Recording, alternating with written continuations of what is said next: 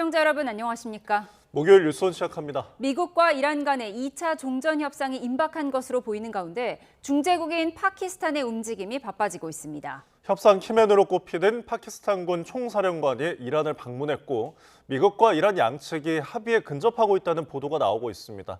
중재국인 파키스탄에 나가 있는 특파원 연결해 보겠습니다. 권준기 특파원. 네, 저는 파키스탄 수도 이슬라마바드입니다.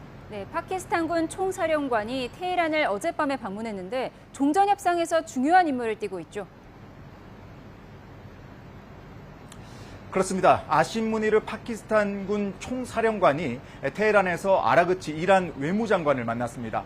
무니르 총사령관의 이란 방문이 세계적인 관심을 끄는 이유는 이번 종전 협상의 키맨으로 꼽히기 때문입니다. 트럼프 대통령은 종전 협상을 파키스탄에서 하는 이유가 이 무니르 사령관이 일을 아주 잘하고 있기 때문이라고 말하기도 했는데요. 파키스탄과 이란 언론 모두 회담에서 구체적으로 어떤 이야기가 오갔는지는 전하지 않았지만 종전 협상의 마지막 이견을 조율한 것으로 보입니다. 미국이 제시한 최종안을 아라그치 외무장관에게 전달하고 며칠 안에 파키스탄에서 열릴 2차 종전 협상 의제를 논의한 것으로 보입니다. 아라그치 이란 외무장관은 자신의 SNS에 올린 글에서 무니르 총사령관을 기쁘게 맞이했다며 협상장을 마련해준 데 대해 감사를 표한다고 밝혔습니다. 네, 미국과 이란 간 종전 협상이 합의에 가까워지고 있다는 관측도 나오고 있죠. 네, 이르면 이번 주 이곳 파키스탄에서 2차 종전 협상이 열릴 것으로 보이는 가운데 양측이 기본 합의 틀에 더 다가갔다고 악시오스가 보도했습니다. 미국 정부 관계자를 인용해 휴전 시한인 21일 이전에 남은 이견을 해소하고 기본 합의에 도달하도록 노력 중이라고 전했습니다. 파키스탄 정부 관계자는 합의 성사 여부는 지켜봐야겠지만 희망적이라고 생각한다며 이를 위해 양측 모두를 계속 압박하고 있다고 말했습니다. 다만 세부 사항이 복잡해서 이틀 만에 협상을 마무리 지을 수는 없다며 합의가 되더라도 휴전 기간을 연장하고 남은 논의를 이어갈 거라고 밝혔습니다. 이런 가운데 백악관은 파키스탄이 유일한 중재국이라며 트럼프 대통령이 전적으로 신뢰하고 있다는 뜻을 밝혔습니다. 브리핑 내용 들어보시죠. So they are the only mediator in this negotiation. While there have been many countries around the world who want to offer their help, the president feels it's important to continue to streamline this communication through the Pakistanis, and so that's what continues to take place. 네, 그렇다면 2차 종전회담 날짜는 아직 구체화되지 않았습니까? 네, 아직 회담 날짜가 나오진 않았습니다. 무니르 사령관과 함께 중재 역을 맡고 있는 샤리프 파키스탄 총리는 어제부터 중동 국가를 순방하며 중재국들과 종전 논의를 이어가고 있는데요. 이 때문에 샤리프 총리 귀국 이후인 이번 주 일요일에나 2차 협상이 개최될 수 있을 거란 관측도 나오고 있습니다. 동시에 샤리프 총리가 순방 일정을 조기에 마무리하고 귀국해서 협상에 참여할 거란 전망도 현지에선 제기됩니다. 이런 가운데 현지 방송에서는 종전 협상이 마무리되면 트럼프 대통령이 직접 이 합의문에 서명하기 위해 이곳 파키스탄을 찾을 거라는 예상도 내놓고 있습니다. 들어보시죠. वो चाहेगा कि एग्रीमेंट खुद साइन करे और मैं बता दूं अगर एग्रीमेंट हो जाए तो ट्रंप खुद इस्लामाबाद आएगा बशर्ते कि प्रेसिडेंट पेज़ेश्कियान आए to sign the agreement the mother of all deals 파키스탄에서 2차 종전 협상 개최가 기정사실화되면서 합의안 도출에 대한 기대감도 높아지는 상황입니다. 이르면 금명 간의 회담이 개최될 가능성도 있는 가운데 이슬라마바드 시내 보안과 검문 검색은 점차 강화되는 분위기입니다. 지금까지 파키스탄 이슬라마바드에서 YTN 권준기입니다. 이스라엘과 헤즈볼라의 휴전 가능성이 거론된 가운데 트럼프 대통령은 현지 시간 16일 이스라엘과 레바논 정상이 만날 예정이라고 밝혔습니다. 트럼프 대통령은 SNS를 통해 이스라엘과 레바논 정상이 대화를 나눈 지 34년이나 됐다면서 내일 회담이 열리는데 상당히 멋진 일이라고 언급했습니다. 그러면서 이번 회담이 양국 사이에 약간의 숨통을 트일 공간을 마련해 주려는 거라고 설명했습니다. 네, 이렇게 되면 미국과 이란의 종전 협상에서 중요한 걸림돌이었던 레바논 문제에서도 돌파구가 마련될지 주목됩니다. 트럼프 대통령의 압박 속에 이스라엘과 헤즈볼라가 일주일 정도의 초단기 휴전에 합의할 거란 보도가 나왔습니다. 보도에 유투건 기자입니다. 레바논 남부로 진입한 이스라엘 지상군은 며칠째 헤즈볼라의 거점을 포위한 채 공격을 퍼붓고 있습니다. 안보관계 장관회의를 소집한 네타냐후 총리는 함락이 임박했다고 발표했습니다. אנחנו עומדים להכריע את בן ג'בייל, אנחנו עומדים בעצם לחסל את המעוז הגדול הזה של חיזבאללה. 여기에 그치지 않고 시리아 접경 지역까지 통제 구역을 확대하라는 명령을 내렸습니다.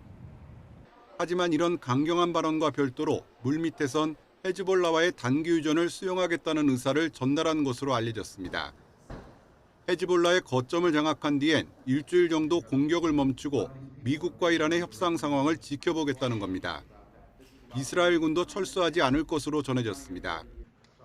헤즈볼라는 휴전 대상이 아니라며 버티던 이스라엘이 한 발 물러선 건 트럼프 대통령의 압박과 국제사회의 비판 여론을 의식한 조치로 풀이됩니다.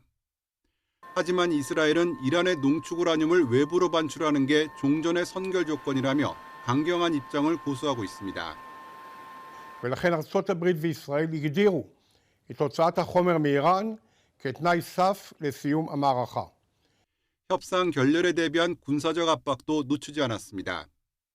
당장 이스라엘군은 이란을 겨냥한 새로운 전투 계획을 승인했다고 밝혔습니다. 그러면서 이스라엘 전투기에는 이미 이란의 공습 목표들이 입력된 상태라고 위협했습니다. YTN 유투원입니다. 호르무즈 해협을 봉쇄해온 이란이 오만 영해를 이용해 해협을 통과하는 선박은 공격하지 않겠다며 타협안을 내놨습니다. 실제로 미국의 역봉쇄 이후 유조선 한 척이 이 경로를 통해 처음으로 해협을 통과한 것으로 추정되는데 닫혔던 뱃길이 열릴 수 있을지 주목됩니다. 김잔디 기자입니다. 미국과 이란이 사실상 봉쇄한 호르무즈 해협에 미묘한 기류 변화가 포착됐습니다. 그동안 해협 전체에 대한 통행료 징수와 통제권을 주장하며 강경론을 고수해온 이란이 미국과의 휴전 협상 테이블에서 뜻밖의 제안을 내놨습니다. 로이터 통신은 이란이 최근 협상에서 합의가 성사될 경우 오만 영해를 지나는 선박에 대해서는 공격을 자제하겠다는 입장을 밝혔다고 보도했습니다. 기존 국제 항로 중 이란 본토에 가까운 북쪽 수로 대신 남쪽 오만 연안 좁은 수로를 이용한다면 안전을 보장하겠다는 취지입니다. 이미 실제 통항 사례도 있는 것으로 추정됩니다. 몰타 선적의 초대형 유조선 아기오스 파누리오스 1호가 현지 시간 15일 새벽 오만 영해 쪽 수로를 거쳐 페르시아만 진입에 성공했습니다.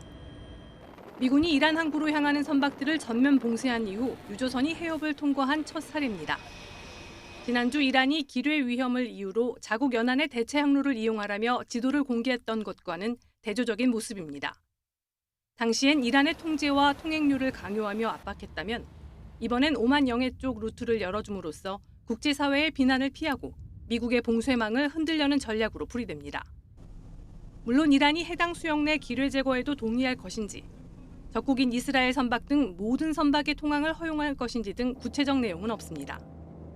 미국이 이 제안을 받아들일지, 국제사회가 이란과 미국의 해협 통제를 용인할지도 불투명합니다. There's no legal mechanism that allows a country, any country, to either block or introduce a payment or a toll system on an international strait that deals with international navigation. 유엔을 포함한 국제사회는 이란뿐 아니라 미국의 호르무즈 봉쇄 시도를 강력히 규탄하며 모든 선박의 자유로운 항행을 보장할 것을 촉구하고 있습니다. YTN 김잔디입니다.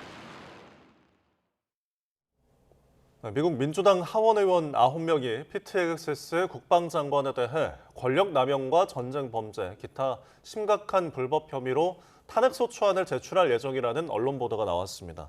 CBS 방송 등에 따르면 현지 시간 15일 민주당 의원들은 7장 분량의 탄핵소추안 초안을 공동 발의했습니다. 탄핵소추안은 이란에 대한 무단 전쟁과 미군 병력의 무모한 위험 초래, 무력 충돌법 위반과 민간인 표적 공격, 의회 감독 방해, 권력 남용과 군대 정치화 등 6가지 항목을 담고 있습니다. 중동 전쟁으로 국제 유가가 치솟은 상황 속에서 오늘 발표된 5월 발권 기준 국제선 유류 할증료가 역대 최대치를 기록했습니다. 네, 4월보다 15계단이 단번에 올라 최고 등급인 33단계를 찍으면서 미국 뉴욕 등 최장거리 노선은 왕복 유류 할증료가 110만 원을 넘어갈 예정입니다. 인천국제공항에 나가 있는 취재기자 연결합니다. 정현우 기자. 네, 인천국제공항에 나와 있습니다. 네, 5월에 휴일이 많은데요. 5월부터 국제선 탑승권을 발권하는 승객들, 유류 할증료를 얼마까지 내야 하는 거죠? 네, 일단 대한항공과 아시아나가 오늘 5월 유류 할증료 등급을 최고 단계인 33단계까지 올린다고 공지했습니다. 18단계였던 4월 국제선 유류 할증료에서 단번에 15계단이나 치솟은 겁니다. 그러면서 해외로 나가는 승객이 내야 하는 유류 할증료 액수는 2배 가까이 오르게 됐는데요. 대한항공이 올린 공지를 보면은 일본 후쿠오카 같은 최단거리의 경우 8만 원대였던 왕복 유류 할증료는 15만 원까지 올라갔습니다. 미국 뉴욕과 같은 최장거리 노선의 경우 60만 원대였던 왕복 유류 할증료가 112만 원까지 치솟았습니다. 아시아나항공도 마찬가지로 LA 등 최장거리 왕복 비행의 경우 5월 발권부터는 유류 할증료를 95만 원을 부담해야 합니다. 네, 이렇게 국제선 유류 할증료가 최고 단계를 기록한 게 이번이 처음인 거죠? 네, 그렇습니다. 국제선 유류 할증료 최고 단계 적용은 과거에 없던 초유의 사태입니다. 여태껏 국제선 유류 할증료 단계가 최고로 올랐을 때가 러시아 우크라이나 전쟁이 한창이었을 때였는데 지난 2022년 8월로 그때도 22단계 수준이었습니다. 5월이 33단계가 적용되니까 과거 최고치보다도 11등급이나 높게 되는 겁니다. 5월 국제선 유류 할증료는 3월 15일부터 한 달 동안에 싱가포르 항공유 평균 가격을 기준으로 산정됐는데요. 이란 전쟁으로 치솟은 유가가 휴전 소식 이후로도 좀처럼 잡히지 않은 영향이 이렇게 컸던 것으로 풀이됩니다. 이 같은 최고 수준의 유류 할증료에 일반 탑승객들은 해외여행을 하나둘 포기하는 분위기가 보입니다. 졸업할 때 유럽 같은 여행도 생각을 했었는데 좀 부담스러워가지고 나중으로 미뤘어요. 네, 이렇게 되면서 항공사들의 경영 여건은 더욱더 악화할 것으로 보이는 가운데 국토부는 오는 20일 인천국공항공사와 12개 국적 항공사가 모이는 간담회를 열고 대책을 모색할 예정입니다. 지금까지 인천국제공항에서 YTN 정현우입니다. 미국과 이란의 협상 재개 여부를 두고 종전 기대가 커지는 가운데 코스피가 전쟁 이후로 처음으로 장중 6,200선을 돌파하며 장을 마쳤습니다. 네, 원달러 환율은 0.6원 내린 1,474.6원을 기록했습니다. 취재기자 연결해서 자세히 알아보겠습니다. 김세호 기자, 오늘 코스피 상황 어땠습니까? 네, 6,100대 오름세를 보이며 출발한 코스피가 장중 6,230을 넘겼습니다. 코스피는 기세를 이어가더니 결국 6,226.05로 장을 마감했습니다. 코스피 대장주인 삼성전자와 SK하이닉스 등 시가총액 상위 종목 대부분도 상승세를 보였고 외국인과 기관이 순매수로 지수를 견인했습니다. 코스닥은 0.92% 오른 1,163으로 출발해 상승폭을 유지하며 어제보다 0.91% 오른 1,162로 장을 마쳤습니다. 네, 원달러 환율 상황도 함께 정리해 주시죠. 네, 서울 외환시장에서 0.6원 떨어진 1,473.6원으로 출발한 원달러 환율은 1,470원 중반대에서 보합권 거래가 이어졌습니다. 이후 원달러 환율은 어제보다 0.4원 오른 1,474.6원을 기록하며 거래를 마쳤습니다. 앞서 뉴욕장에서도 원달러 환율은 횡보 장세가 나타나면서 1,470원 중반대의 흐름을 보였습니다. 이런 가운데 미국의 원유 재고가 감소했다는 소식이 주목을 받으면서 5월분 서부 텍사스산 원유 선물 가격은 뉴욕장에서 0.27% 오른 배럴당 91.54달러를 기록하고 있습니다. 글로벌 달러의 약세는 연일 이어지고 있습니다. 주요 6개국 통화와 비교할 때 달러의 가치를 나타내는 달러 인덱스는 어제와 비슷한 97.8대를 기록하고 있습니다. 시장에서는 종전 협상 낙관론이 나오며 위험 자산 선호 심리에 따른 외국인 자금 유입이 예상되는 등 환율 하락 압력이 있지만 국제 유가와 달러 인덱스가 보합권에 있다는 건 불확실성이 여전히 남아있다는 분석도 나옵니다. 지금까지 경제부에서 YTN 김세호입니다. 이재명 대통령이 영국과 프랑스가 주도하는 호르무즈 해협 통항 관련 화상 정상회의에 참석하는 방안을 긍정적으로 검토하고 있습니다. 네, 전장 당사국인 미국은 참여하지 않을 것으로 알려졌는데요. 청와대 연결해서 자세한 내용 알아보겠습니다. 강진원 기자, 청와대 고위 관계자가 밝힌 내용이라고요? 네, 그렇습니다. 청와대 고위 관계자는 오늘 오후 기자들과 만나 영국과 프랑스 정상이 공동으로 주최하는 다자간 화상회의가 예정돼 있다고 말했습니다. 우리 시각으로 내일 저녁 열릴 거로 보이는데요. 이 관계자는 이날 개최될 회의에 이재명 대통령이 참석하는 것을 긍정적으로 검토하고 있다고 설명했습니다. 호르무즈 해협의 자유롭고 안전한 통항은 우리 국익과 직결된 만큼 비슷한 이해관계를 가진 나라들과 연대해서 대응하겠다는 의도로 풀이됩니다. 다자 회의에 초청된 나라는 애초 30-40개국에서 70-80개국까지 늘어난 것으로 알려졌습니다. 다만 이란과 전쟁을 치르고 있는 미국은 이번 회의에는 참여하지 않는 것으로 전해졌습니다. 청와대 고위 관계자는 국제적 연대에서 전쟁 당사자가 빠진 것일 뿐 미국을 배제하는 취지는 아닌 것으로 해석된다고 부연했습니다. 이 대통령이 내일 열릴 다자간 화상 정상회의에서 어떤 메시지를 낼지도 관심인데요. 중동 전쟁으로 촉발된 에너지 공급망 위기에 대한 우려와 호르무즈 해협의 자유로운 통항의 중요성, 또 국제적 연대의 필요성 등에 대한 입장이 담길 거란 전망이 나오고 있습니다. 내일 회의를 통해 정상 간 합의문이 도출될지도 주목됩니다. 지금까지 청와대 춘추관에서 YTN 강진원입니다. 6.3 지방선거가 48일 앞으로 다가왔습니다. 수도권뿐 아니라 부산과 충청 등 전국 곳곳이 격전지로 부상하고 있습니다. 국회로 가보겠습니다. 김철희 기자. 네, 국회입니다. 네, 먼저 부산시장 소식부터 전해주시죠. 네, 부산시장 선거에서 여당은 탈환을, 제1야당은 수성을 외치고 있는데요. 현직 지사와 도전자가 나란히 라디오 인터뷰에 응했습니다. 차례로 들어보겠습니다. 이 막판에 이제 보수가 결집하는 경향들이 있습니다. 예. 그래서 이런 그 경향들을 저희가 잘 이끌어내면 막판에 보수 결집을 이제 아마 생각을 하시는 것 같은데 일 잘해가지고 실적과 성과를 내는 것에 대해서 환호하는 국민들이 많이 늘어났고 부산 북가 보궐선거도 관심인데요. 전재수 후보는 청와대 하정우 수석을 꼬셔봤지만 실패했다며 당으로 배턴을 넘겼습니다. 박현준 시장도 한동훈 전 대표 출마와 무공천 문제에 대해 당이 결정할 일이라며 말을 아꼈습니다. 조국혁신당 조국 대표 출마로 경기 평택을 재선거도 뜨겁습니다. 주 대표가 SNS에 평택시가 아닌 군이라고 적고 또 평택병 지역에 현수막을 건 게 야권을 중심으로 논란이 됐는데요. 조 대표는 평택 초보라 많이 배우겠다, 또 평택시 전체에 현수막을 걸었다면서 홍보에 감사하다고 짐짓 여유를 보였습니다. 민주당 박수현 의원이 충남지사 후보로 확정돼 공석이 될 충남 공주부여 청양에는 국민의힘 정진석 전 대통령실 비서실장이 몸을 풀고 있습니다. 정 전 비서실장 오늘 YTN과의 통화에서 일단 많은 얘기를 들어보겠다, 신중하게 살펴보겠다며 출마 가능성을 완전히 닫아두진 않았습니다. 네, 오늘 국회에선 조작기소 국정조사 청문회가 진행되고 있죠. 분위기는 어떻습니까? 이재명 대통령이 직접 연루된 대장동 위례 개발 비리 사건이 주제라 그야말로 일촉즉발 전쟁 분위기입니다. 국민의힘은 대통령의 이 사건을 변호한 이건태, 김동화 의원은 참여 자격이 없다고 강하게 항의한 끝에 한때 모두 퇴장했습니다. 범여권은 아랑곳하지 않고 증인으로 출석한 대장동 민간업자, 남욱 변호사 등을 상대로 질의를 이어갔습니다. 일부 내용 직접 들어보겠습니다. 애들 사진 보여주셨고 애들 봐야 하지 않겠냐. 그다음에 마지막 얘기가 우리 목표는 하나다. 정성호 법무부 장관께서 항소 포기 당시에 논란이 일자 대장동 수사와 재판은 성공한 수사와 재판이라고 하셨습니다. 이 밖에도 지난 청문회에서 이재명 대통령 방북 목적으로 북한에 돈을 건넸다는 방용철 전 쌍방울 부회장의 증언을 두고도 여야는 강하게 충돌했습니다. 지금까지 국회에서 전해드렸습니다.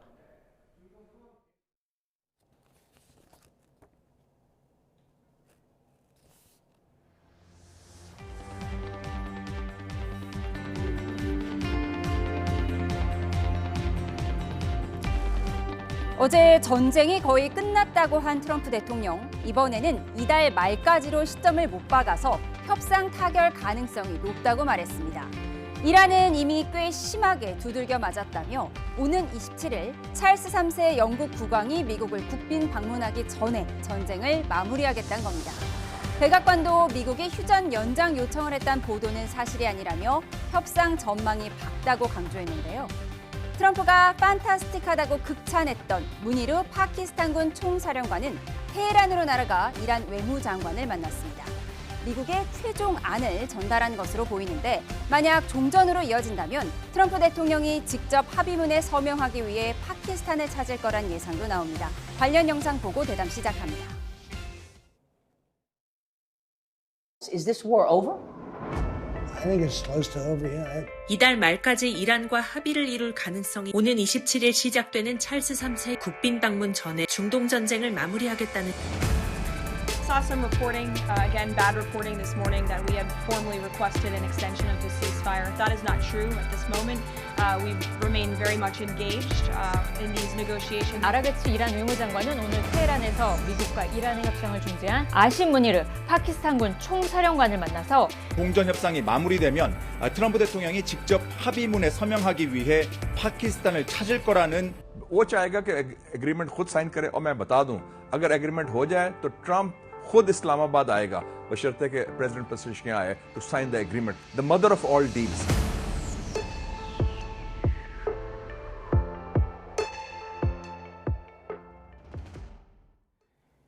네, 오늘은 김영배 민주당 의원, 김건 국민의힘 의원, 여야 외통위 간사 두 분 모셨습니다. 어서 오십시오.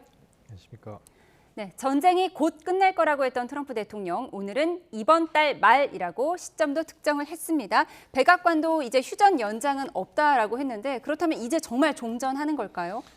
네, 지금 뭐 거의 막바지에 분위기가 무르익어 있는 것 같습니다. 보니까 트럼프 대통령이 직접 16일 날 레바논하고 이스라엘 이제 이 휴전 들어갈지도 모른다, 회담을 한다 이런 이야기를 하면서 뒤에 나온 뉴스를 보니까 이란에 2,500억 달러, 그러니까 우리 돈으로 한 340조 이상 되는 지원을 기금을 만들어서 하면 어떠냐라고 하는 이 논의가 좀 되고 있다. 이런 이제 보도도 나오는 거가 보면은 핵물질 반출과 관련한 보상 액수를 어느 정도 할 건지 구체적으로 어떻게 상호 간에 이익을 주고받을 것인지가 굉장히 이제 협상이 막바지 와 있는 것 같아요. 그러니까 아까 얘기했던 대로 트럼프 대통령이 직접 서명할 수도 있다. 이럴 정도면 미국이 마지막 결심을 하고 지금 포괄적 협상 임하고 있는 거 아닌가 이렇게 생각이 듭니다. 예, 앞서 트럼프가 원한다고 말한 게 그랜드 바겐, 통 큰 거래잖아요. 그러니까 핵무기만 포기하면 우리가 이란 너네 경제적 번영하게 해주겠다 이런 내용인데 이란 측의 반응이 오늘 나왔는데 석기 시대 얘기하더니 이제 와서 무슨 경제적 번영이냐, 경제적 번영 우리가 알아서 하겠다 이런 반응도 내놨더라고요. 뭐 사실 그렇죠. 왜냐하면은 이란은 뭐 석유도 많이 나고 9천만 인구에 이제 땅도 넓고 그러니까.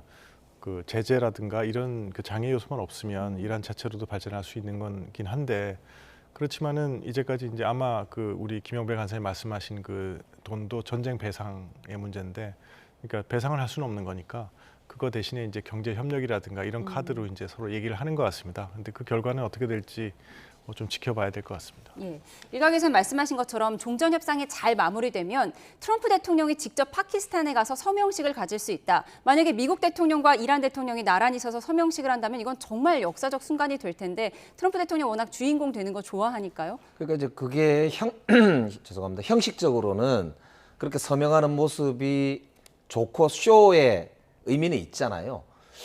근데 왜 이란하고 전쟁을 시작했을까? 그 목표가 달성이 됐을까? 뭐 이런 점에서 보면은 사실 세계인들이 궁금할 수밖에 없는 상황인데 뭐 그럼에도 불구하고 우리 입장에서는 어쨌든 하루라도 빨리 그런 모습이라도 보여주면은 좋다고 봐야 되고요.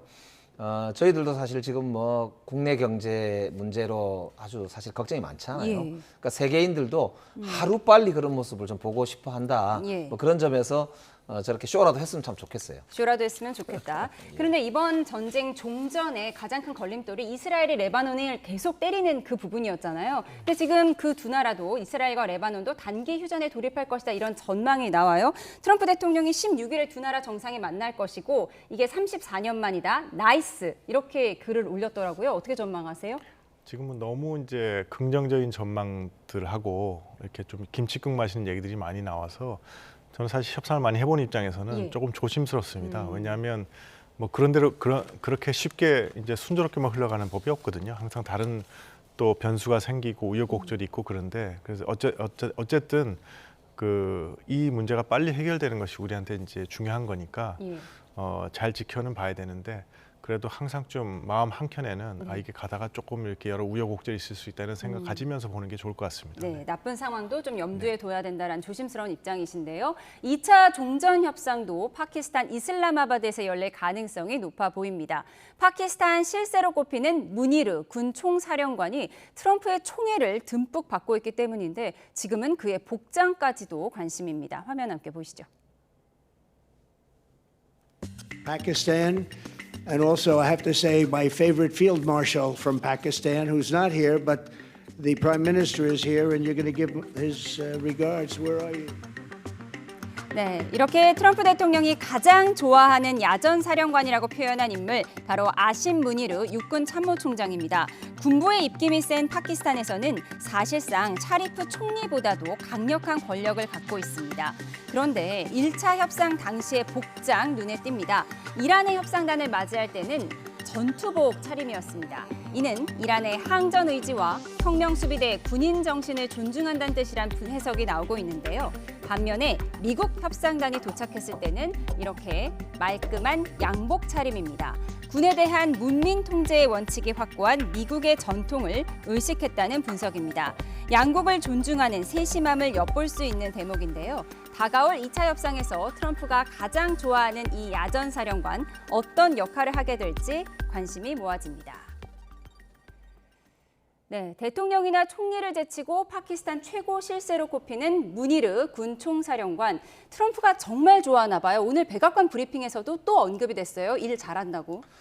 그러니까 지금 이제 스트롱맨의 시대에 트럼프가 좋아하는 분들이 좀 캐릭터가 저런 이제 무니르라든지 헝가리 오르반이라든지 뭐 그런 이제 강한 지도자를 굉장히 좋아하잖아요. 거기다가 무니르가 계속 트럼프를 노벨 평화상 후보다 이렇게 축켜 세우고 하고 있기 때문에 트럼프 입장에서는 가장 중재자로서는 신뢰할 만한 그런 에이전트다 이렇게 생각을 하는 것 같아요. 그래서 지금 파키스탄 입장에서 이 이제 일종의 세기의 담판인데 그렇죠. 저 담판을 중재할 수 있다 그러면은 국익을 위해서 매우 좋고 위상을 올리는 데도 좋을 테니까 지금 이제 저렇게 외교하는 모습들이 굉장히 사실 우리나라 입장에서는 좀 이렇게 우리도 좀 저런 걸 해봤으면 할 정도로 이제 국제 무대에서의 이제 자기의 국가적 위상을 올리는데 사실 저런 지도자 역할이 굉장히 한편으로는 필요하지 않나 이런 생각이 드는 것 같고 다만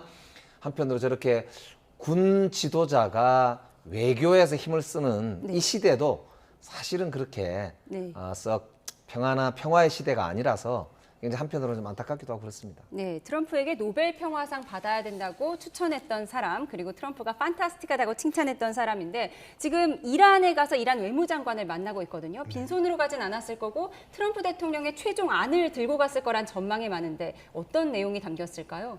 뭐 어떤 내용이 담겼을지는 알 수는 없죠. 알 수는 없는데 이제까지 이제 크게 나오는 얘기가 좀 큰 틀에서의 합의지 않습니까? 프레임워크라 그랬으니까 뭔가 이제 이제까지 군사적인 문제뿐만 아니고 어떤 정치적인 문제라든가 아니면 관계 정상화라든가 이런 걸 좀 포괄하는 그런 내용으로 해서 아마 가져갔을 것 같습니다. 그래서 그 큰 프레임에서 이제 합의를 하고 그다음에 아마 이제 포괄적 합의, 그다음에 단계적 이행 뭐 이런 걸로 갈 테니까 아마 그런 수순을 밟지 않을까 싶습니다. 이렇게 무니르 총사령관 너무 주목받다 보니까 옷에까지 관심이 있는 거예요. 그런데 이란을 만날 때는 군복을 입고 미국을 만날 때는 양복을 입고 이건 좀 외교적 센스가 작용을 한 걸까요? 그러니까 저게 이제 무니르가 실제 실세라는 게 저런 데서 나오는 거 아니겠습니까? 그러니까 미국 대표단 그것도 벤스 부통령이 유력한 미국의 차기 대통령 후보로도 거론되는 사람이기 때문에 저렇게 주목받는 저 장면에서 저렇게 외교적인 센스까지 갖췄다는 거는 파키스탄이 사실 만만한 나라가 아니다. 무니르가 트럼프하고 저렇게 서로 티키타카 하는데 그냥 하는 게 아니구나라고 하는 걸 잘 알 수 있는 그런 재밌는 포인트죠. 예, 문희르 총사령관이 과연 어떤 메시지를 들고 이란에 갔을지 좀 궁금해집니다. 그런데 이란이 호르무즈 해협을 일부 개방하는 방안을 미국 측에 제안했다는 소식이 전해졌습니다. 강경했던 지금까지의 입장과 비교하면 상당히 전향적인 움직임인데요. 협상 전 신경전일까요? 미국은 이란의 돈줄 압박에 박차를 가하는 모습입니다. 우선 들어보시죠. The U.S. has announced a formal blockade of Iranian ports and coastal areas. This is illegal action. If you do not comply with this blockade, we will use force. Now, yesterday, we announced Operation Economic Fury. We have pushed out to them the request that we want to freeze more funds of the leadership of the IRGC and any members of Iranian leadership. 호르무즈 신경전, 이란의 반응은 어떨까요? 합의가 성사될 경우 오만 영해를 지나는 선박의 공격을 자제하겠다며 한 발 물러서는 듯한 입장이 보도되긴 했지만 현재 상황에 대해서는 또 한 번 강경 대응을 예고했습니다. 미국이 호르무즈 해협을 감시하면 이란이 미 군함을 격침하고 홍해까지도 봉쇄할 거라고 했습니다. فرمانده قرارگاه مرکزی حضرت خاتم الانبیا به آمریکا هشدار داد در صورت ادامه محاصره دریایی ایران اجازه هیچ صادرات و وارداتی از خلیج فارس، دریای عمان و دریای سرخ داده نخواهد شد.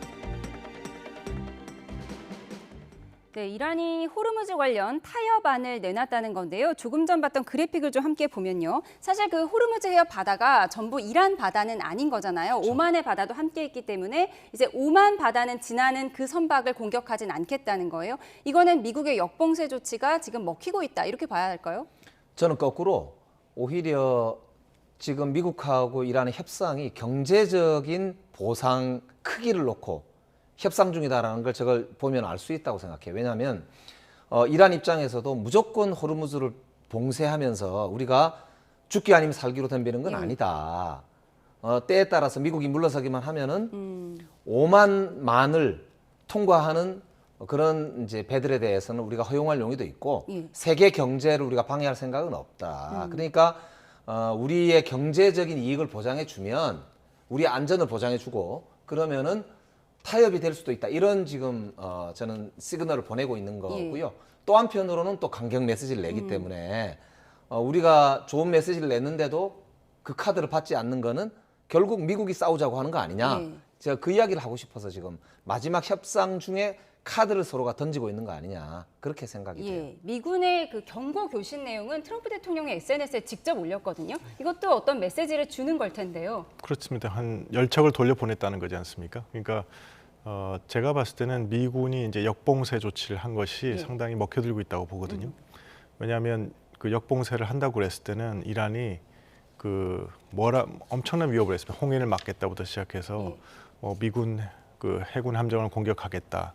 그다음에 심지어 이제 언론 보도에서는 그 걸프 국가들의 그 에너지 인프라를 공격할 수도 있다. 이런 얘기도 나왔었거든요. 근데 정작 이제 이 구축함 2척이 가는데 전혀 손도 못 댔고 그다음에 지금은 봉쇄가 시작됐는데도 뭐 조용하거든요. 비교적.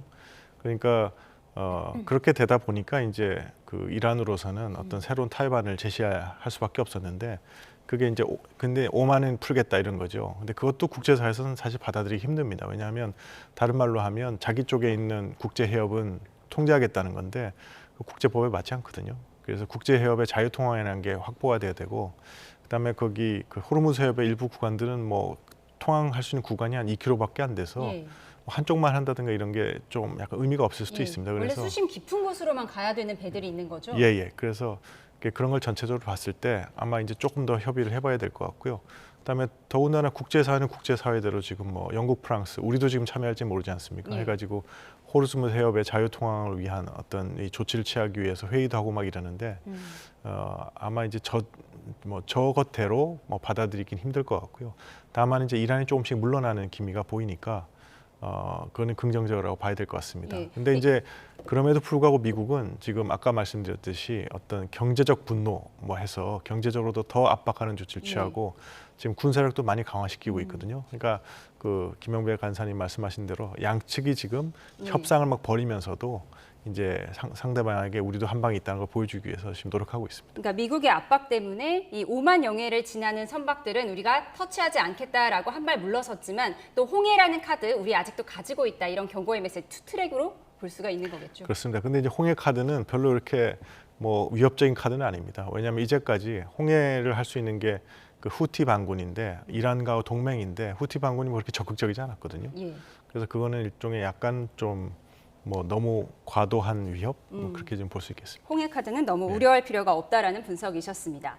그런가 하면 다음 달 14일 베이징에서 열릴 미중 정상회담을 앞두고 트럼프 대통령이 시진핑 중국 국가주석과 편지를 주고받았다고 하는데 아름다운 편지라고 합니다. 직접 들어보시죠. He's somebody I get along with very well. He just wrote me a beautiful letter. He wrote you a letter? Yeah, he did. He responded to a letter that I wrote because I had heard that China is giving weapons to, I mean, you're seeing it all over the place, to Iran, that China's Did he say giving he's weapons. giving them? Yeah, and I wrote him a letter asking him not to do that. And he wrote me a letter saying that essentially he's not doing that. 서한 교환 시기를 밝히진 않은 채 몇 주 뒤 내가 베이징에 도착하면 시 주석이 나를 꼭 껴안아 줄 것이라고 말했습니다. 그러니까 편지 내용은 이렇습니다. 중국 너네 이란에 무기 지원하지 마라. 그랬더니 중국이 우리는 지원 안 하고 있다. 이런 편지를 주고받았는데 트럼프는 시진핑과 아름다운 편지를 주고받았다. 이렇게 표현을 했더라고요. 그러니까 지금 이제 미국의 고민이 어디 있는지 트럼프의 전략이 어디 있는지를 보여주는 대목인 거죠. 그러니까 저도 계속 얘기했지만 결국 5월 14, 15일로 예정되어 있는 미중 정상회담이 트럼프에게도 미국에게도 그만큼 중요한 전략적 의미를 담고 있고 그래서 미중 정상 간의 소통을 하면서 이런 전체 상황을 정리를 하나하나 해나가고 있다. 그리고 중국이 자기와 충분하게 전략적으로 대화가 된다. 이런 걸 지금 계속 강조를 하고 있는 거거든요. 그래서 서로 간에 실제로 편지를 주고받았다고 한다면 저게 실제로 전 세계에서 두 지도자들 간에 지금 중요한 문제들 해결해 나가는 리더십을 지금 발휘하고 있는 그런 모습으로 비춰지게 할 수 있는 거죠. 예, 다음 달에 만나면 시진핑 주석이 나를 꼭 껴안아 줄 것이다 라고 말했다는 거예요. 그런데 시진핑 주석은 얼마 전에 이번 전쟁에 대해서 미국을 향해서 정글의 세계로 돌아가면 안 된다라고 경고의 메시지를 냈거든요.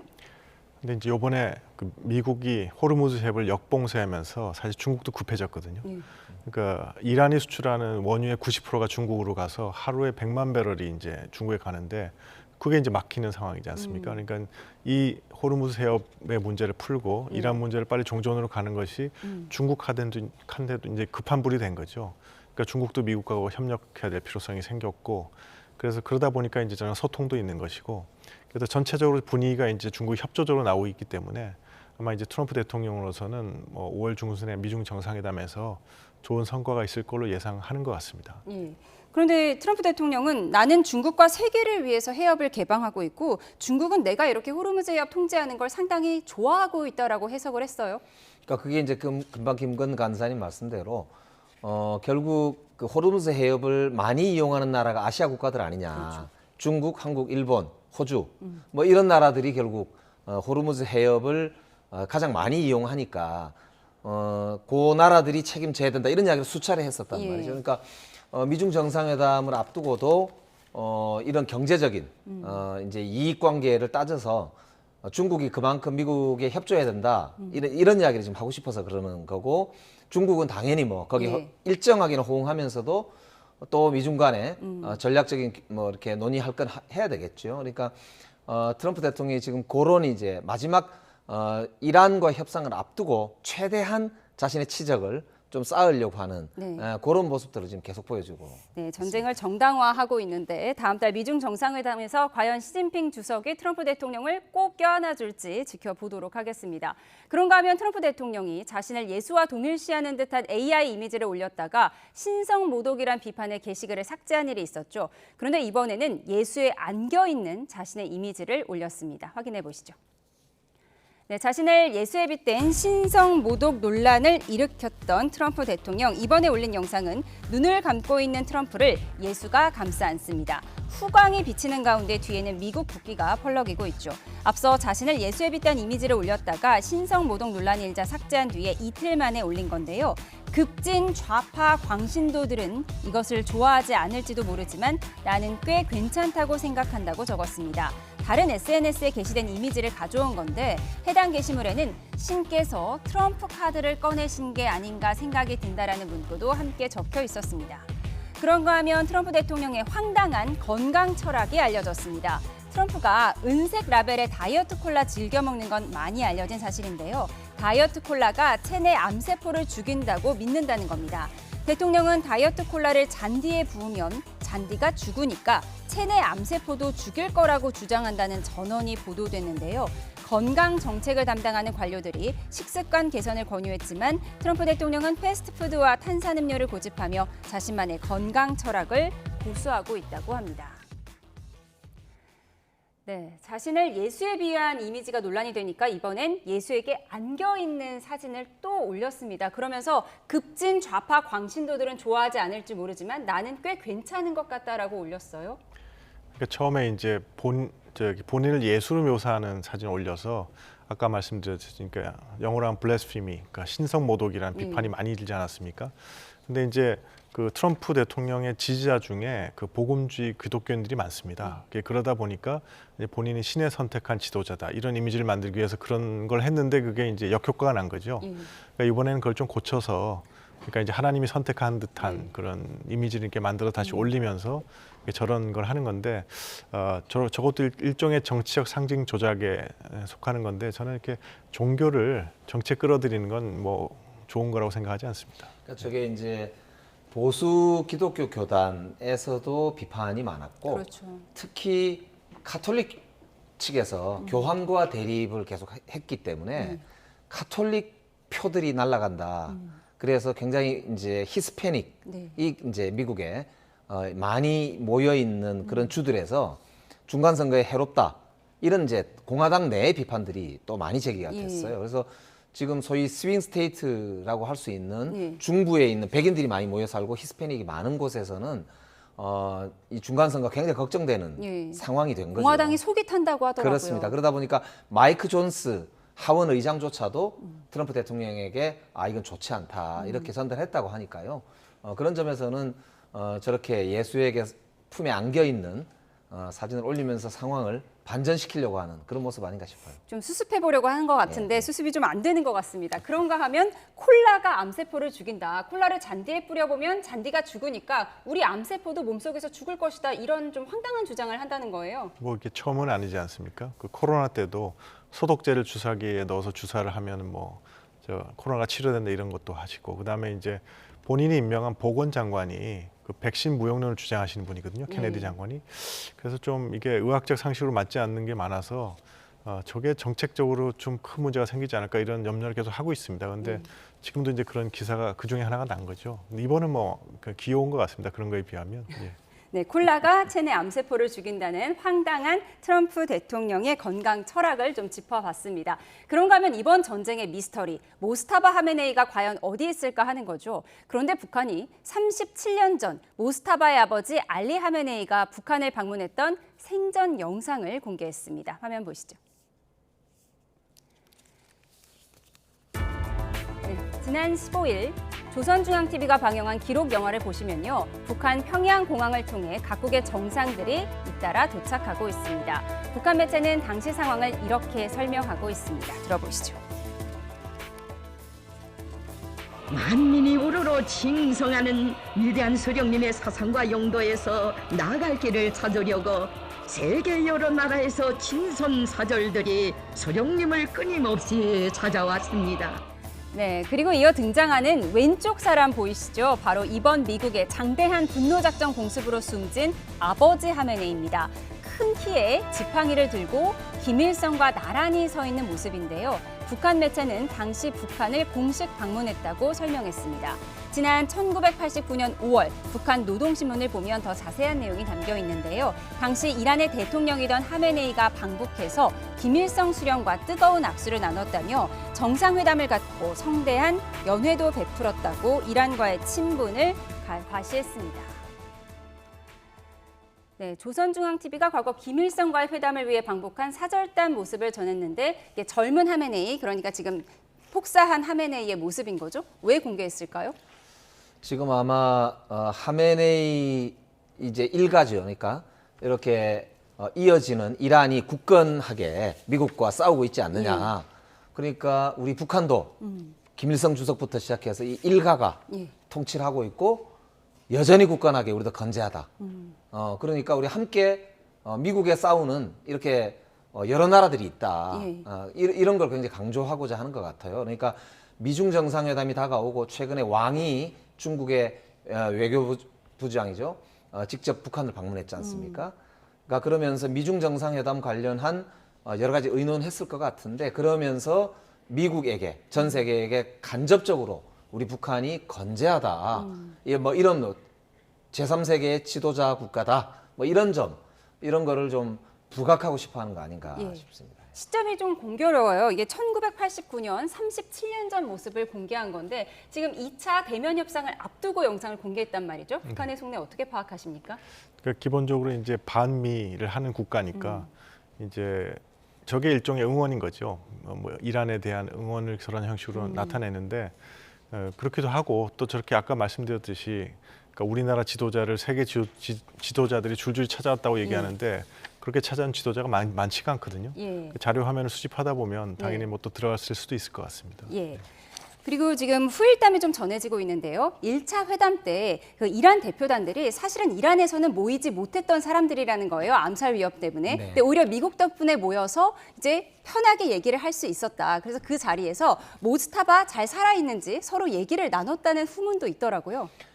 그러니까 저게 이제 그 정도로 사실은 이란도 단단하게 대비하고 작전을 진행해 왔다고 볼 수도 있는 겁니다. 그러니까 혁명 수비대도 보면은 우리 호르무즈에 있는 수비대가 별도로 작전을 하기 때문에 뭐 대한민국의 배의 정보를 다 달라.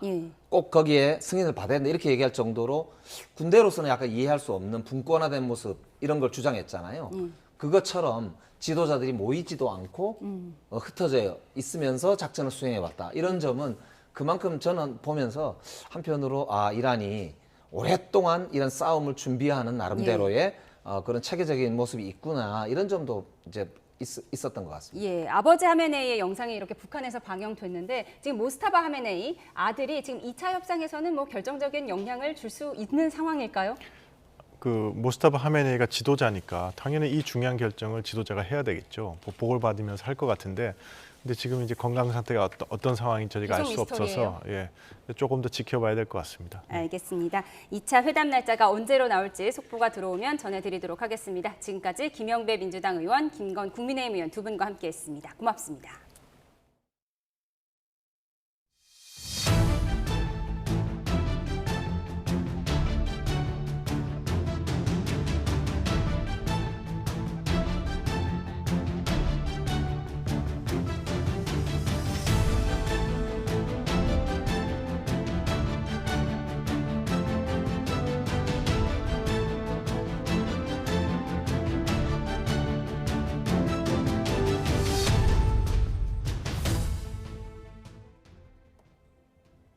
트럼프 미국 대통령이 내일 이스라엘과 레바논 정상이 34년 만에 만날 거라고 밝혔습니다.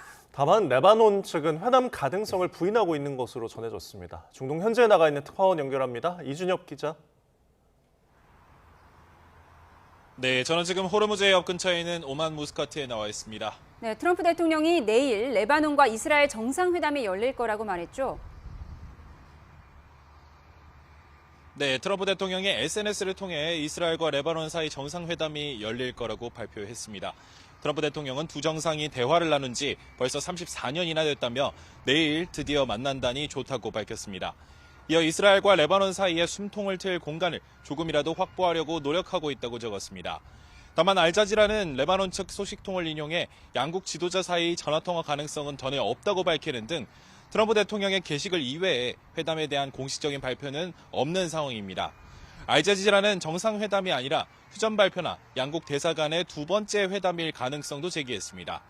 앞서 이스라엘과 헤즈볼라 사이 초단기 휴전이 성사될 거란 보도가 있었는데 내일 레바논과 이스라엘의 정상회담이 열린다면 의제에 포함될지 관심이 쏠립니다. 레바논 문제는 미국과 이란의 종전 협상에서 중요한 걸림돌이었던 만큼 양측의 대화 동력에도 영향이 있을 것으로 보입니다.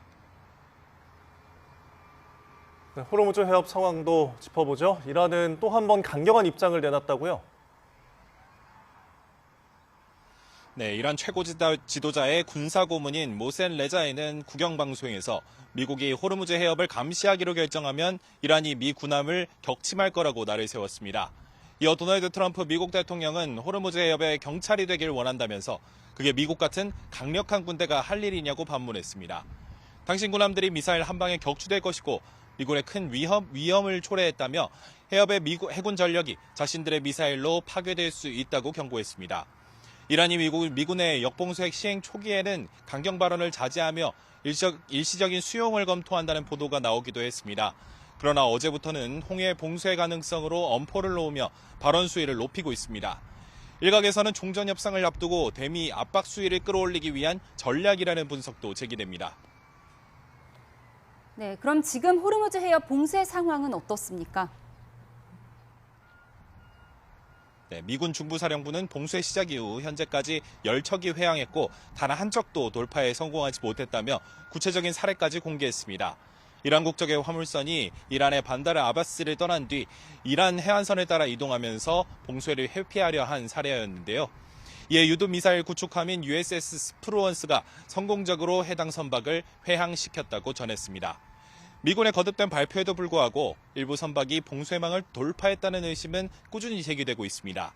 신화통신은 영국의 해양 데이터 분석 기업인 윈드워드를 인용해 봉쇄 이후 호르무즈 해협 통과 선박 가운데 7척이 이란 국적이라고 보도했습니다.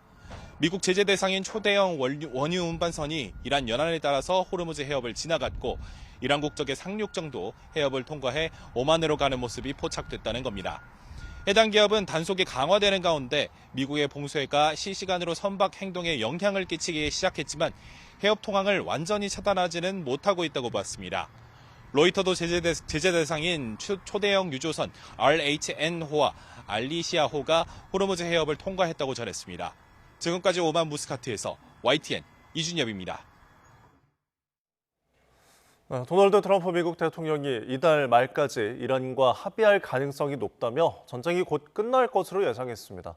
전쟁에 적극 동참하지 않은 영국에는 거듭 불만을 표출하면서 무역 합의를 다시 거론했는데 영국은 이런 압박에 굴복하지 않겠다고 강조했습니다. 런던에서 조수연 특파원입니다.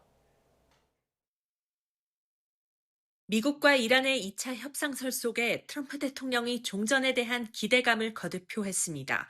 트럼프 대통령은 영국 스카이뉴스 인터뷰에서 이달 말까지 이란과 합의를 이룰 가능성이 크다고 말했습니다. 오는 27일 시작되는 찰스 3세 영국 국왕의 미국 국빈 방문 전에 중동 전쟁을 마무리하겠다는 겁니다. 앞서 폭스 비즈니스 인터뷰에서도 전쟁이 거의 끝나가는 것 같다며 종료되는 상태에 아주 근접했다고 평가했습니다. 또 이란의 모든 교량과 발전소 등을 1시간 안에 초토화시킬 수도 있지만 그러고 싶지 않다고 말했습니다. I think it can be over very soon. If they're smart, it will end soon. I don't know how much longer they can go because they've been hit very hard. 트럼프 대통령은 영국에 대해선 도움을 요청했는데 그들은 돕지 않았다며 거듭 불만을 나타냈습니다. 또 영국에 필요 이상의 좋은 무역 합의를 해줬는데 이는 언제든 바뀔 수 있다고 압박했습니다. 미국의 이란 공습과 호르무즈 해협 역봉쇄에 동참하지 않은 영국은 프랑스와 함께 전후 호르무즈 항행 논의를 주도하고 있습니다. We are focusing our efforts on opening in full the Strait of Hormuz because of the damage it's doing to economies around the world. 이런 가운데 영국, 스페인, 일본, 네덜란드, 호주 등 11개국 재무장관은 이번 전쟁과 호르무즈 해협 봉쇄가 세계 경제에 미칠 타격을 경고하면서 기민한 대응이 중요하다고 강조했습니다. 트럼프 대통령이 무역 합의를 거론하자 스타머 영국 총리는 어떤 압박에도 굴복하지 않겠다며 전쟁에 참전하지 않겠다는 점을 분명히 했습니다. 런던에서 YTN 조수연입니다. 이란 전쟁 포화 속에 미국과 유럽의 관계가 사실상 파탄 국면에 접어들었습니다. 트럼프 2기 출범 직후부터 이어진 동맹 경시 정책이 이번 이란 전쟁을 계기로 폭발했는데요. 유럽은 이제 미국 없는 독자 노선을 선언했습니다. 권효희 기자입니다. 유럽 내 우파 동맹의 핵심 축이었던 조르자 멜로니 이탈리아 총리가 변했습니다. 이달 갱신 예정이었던 이스라엘과의 방위 협정을 연장하지 않기로 공식 발표했습니다. 20년간 이어온 군사기술 교류의 연결고리를 끊어버린 건 전쟁을 확대하는 이스라엘과 이를 압박하는 미국에 대한 결별 선언으로 풀이됩니다. Però quando si è amici e quando si ha degli alleati, particolarmente se sono strategici, bisogna anche avere il coraggio di dire quando non si è d'accordo. 사실 미국과 유럽의 균열은 트럼프 2기 정부 출범 직후부터 예견됐습니다. 끊임없는 나토 탈퇴 위협과 방위비 압박 속에 쌓인 불씨는 이번 이란 전쟁 국면에서 참전 요구라는 무리수로 이어지며 결국 폭발했습니다. 유럽의 반란은 이제 조직화되고 있습니다. 영국과 프랑스는 현지 시간 17일 호르무즈 해협의 항행 안전을 논의하기 위한 국제회의를 소집했습니다. 미국의 군사작전과는 별개로 유럽의 자산을 투입해 직접 물류길을 열겠다는 구상입니다. We have to acknowledge that this war wasn't our war, but my job is to protect the UK. It's already had an impact on the UK, and it's very important that we get the Strait of Hormuz open. 전문가들은 유럽이 더 이상 미국의 지시를 기다리지 않고 지역 생존권을 스스로 챙기기 시작했다고 분석합니다. I think the question, though, is should they, or is it better that a local regional force is used to protect their own interests? 상황이 이렇지만 트럼프 대통령은 나토를 종이 호랑이라 부르며 동맹국들을 향해 조롱 섞인 독서를 멈추지 않고 있습니다. Then I call up France, Macron, whose wife treats him extremely badly, and he's still recovering from the right to the job. 미국과 이스라엘의 이익을 위해 희생을 강요받던 유럽이 독자 생존을 선택하면서 미국과 유럽은 파국 위기를 맞고 있습니다. 호르무즈 회의는 미국 없는 유럽이란 새로운 국제 질서가 공식화되는 결정적 분수령이 될 전망입니다. YTN 권영입니다. 잔니 인판티노 국제축구연맹 피파 회장이 미국과 전쟁을 벌이는 이란이 북중미 월드컵에 참가할 거라고 말했습니다. 인판티노 회장은 미국 워싱턴 DC에서 열린 한 포럼에 참석해 이란의 월드컵 참가 여부를 묻는 말에 이란 대표팀은 확실히 온다고 답했습니다. 또 그때까지 상황이 평화로워지기를 바라고 그렇게 되면 분명 도움이 될 것이라면서 이란 대표팀은 이란 국민을 대표하고 선수들도 경기를 뛰고 싶어하는 만큼 반드시 와야 한다고 밝혔습니다. 자신을 예수로 합성한 이미지를 올렸다가 지운 트럼프 대통령이 이번엔 예수에 안겨있는 합성 모습을 공유했는데요. 트럼프는 이전에도 슈퍼히어로 캐릭터에 자신의 모습을 덧씌우며 논란을 빚어왔습니다. 이 같은 논란의 본질은 무엇인지 김승환 기자가 정리했습니다. 흰 옷에 빨간 망토를 걸친 트럼프 대통령이 환자 이마에 손을 얹자 빛이 납니다. 트럼프가 치유자이자 구원자로 묘사된 것처럼 보입니다. Mr. President, did you post that picture of yourself depicted as Jesus Christ? Well, it wasn't depicted. It was me. I did post it, and I thought it was me as a doctor. 캐롤라인 레빗 백악관 대변인은 예수가 트럼프 대통령을 보호해 미국과 서구 문명을 구하게 했다고 믿으십니까라는 글과 함께 예수가 트럼프를 격려하는 듯한 합성 영상을 SNS에 올렸습니다.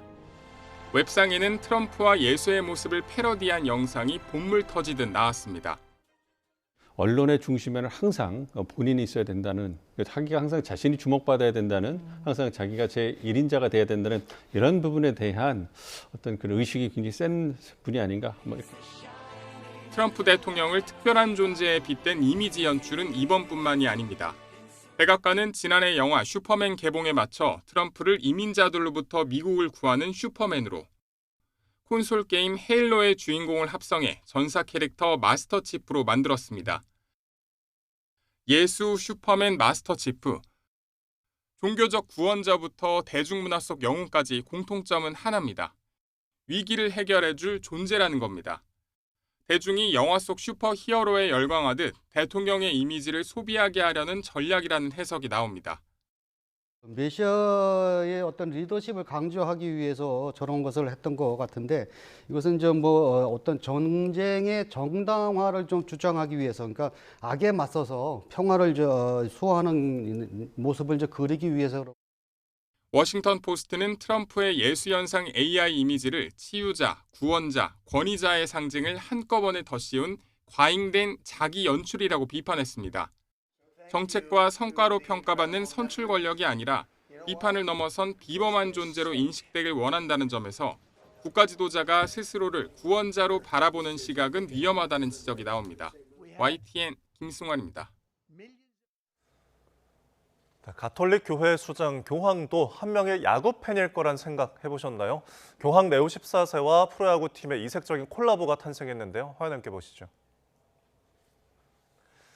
미국 메이저리그 시카고 화이트삭스가 홈경기 관중 모두에게 모자를 나눠주는 특별한 이벤트를 예고했습니다. 그런데 조금 낯선 모양이죠. 챙이 달린 일반적인 야구 모자가 아니라 고깔 모양의 특이한 형태인데요. 이 교황이 쓰는 미트라 주교관을 본뜬 모자를 만든 겁니다. 앞면에는 화이트삭스 팀을 상징하는 흰 양말 로고가 보이죠. 왜 교황의 모자가 야구장에 등장한 걸까요? 사상 첫 미국인 교황인 레오 14세가 시카고 출신의 그야말로 골수 야구 팬이기 때문입니다. 2005년 화이트삭스가 월드시리즈에 진출했을 때는 관중석에서 직관하기도 했고, 교황 즉위 이후엔 바티칸에서 화이트삭스 모자를 쓴 모습이 포착돼 화제가 됐습니다. 화이트삭스 구단도 찐팬인 교황의 즉위 축하 선물로 포프 레오 14라고 새긴 유니폼을 바티칸에 이렇게 보냈습니다. 여기에 더해서 이번엔 교황을 상징하는 모자를 기념품으로 만든 겁니다.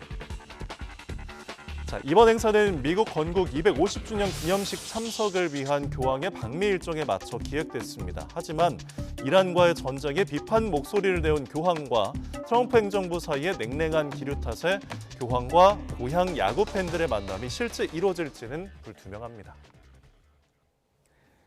이란 전쟁 여파로 인한 고유가가 여전한 가운데 5월 국제선 유류 할증료가 역대 최고 단계로 뛰었습니다. 항공업계는 5월 발권 기준 국제선 유류 할증료 등급이 최고 단계인 33단계까지 올랐다고 밝혔습니다. 이에 따라 국제선 승객이 부담해야 하는 유류 할증료가 4월에 2배 가까이 올랐습니다. 대한항공은 이달에는 편도 기준 최소 4만 2천 원에서 최대 30만 3천 원을 부과했지만 다음 달 7만 5천 원에서 56만 4천 원을 부과합니다. 아시아나항공도 편도 기준 이달 최소 4만 1,500원에서 22만 4,300원 사이였는데 5월에는 8만 5,400원에서 47만 6,200원을 부과하게 됩니다. 전쟁의 장기화로 합성 수지 원료인 나프타 가격이 급등하면서 의료계도 비상이 걸렸습니다. 주사기나 투약병 같은 필수 소모품 수급이 불안정해지자 정부가 매점 매석 단속에 나섰습니다. 김민성 기자입니다.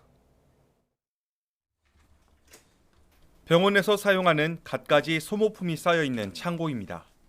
환자들에게 매일 쓰이는 주사기와 수액 세트 등 일회용품들이 쉴 새 없이 오갑니다. 최근 나프타 가격 상승 여파로 제품 단가를 적게는 5%, 많게는 10% 이상 올려달라는 제조사들의 요구가 잇따르고 있습니다. 당장 수급난이 심각한 상황은 아니지만 의료 시스템 유지나 경영 상황에 직결되는 만큼 병원 측은 재고 확보 상황을 예의주시하고 있습니다. 소모품 부피를 고려하면 무턱대고 재고를 쌓아둘 수도 없습니다. 대개 1, 2주 정도 재고를 보관하는 만큼 구매처를 안정적으로 확보하는 게 관건입니다. 지금 가장 민감한 건 주사기. 환자분들은 약물 투여를 해야 되는 건 주사기에 가장 민감한 상황이고요. 주로 거래하는 거래처 말고 지금 전라북도 외에 있는 업체들도 지금 수소분해서 약국의 고민도 깊습니다. 조제 약을 담는 포장지 가격이 당장 다음 주부터 오른다는 통보가 날아들었습니다.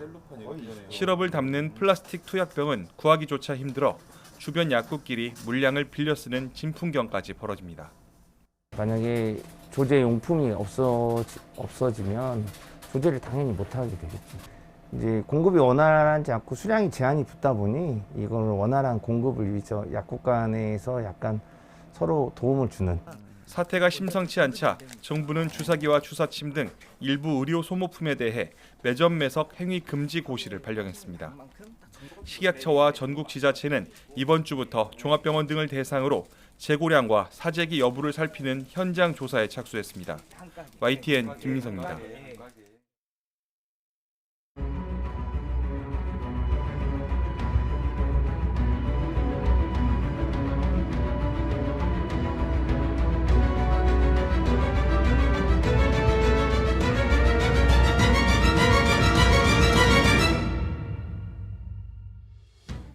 미국과 이란이 이르면 다음 주 종전을 위한 두 번째 협상에 나설 거란 관측이 나옵니다. 하지만 호르무즈 해협은 여전히 막힌 데다 헤즈볼라를 겨냥한 이스라엘의 공격도 멈추지 않고 있습니다. 이 시간 백승훈 한국외대 중동연구소 전임연구원과 함께 짚어보겠습니다. 어서 오십시오. 어서 오십시오. 네. 예, 괜찮습니다. 미국과 이란의 종전 협상에 진전이 있다, 기본 합의에 접근했다라는 보도가 잇따라 나오고 있는데 원래 이르면 16일, 그러니까 오늘 만날 수 있다라는 보도도 있었는데 오늘은 이미 지났으니까요. 언제쯤 2차 협상이 이루어질까요? 죄송합니다. 네.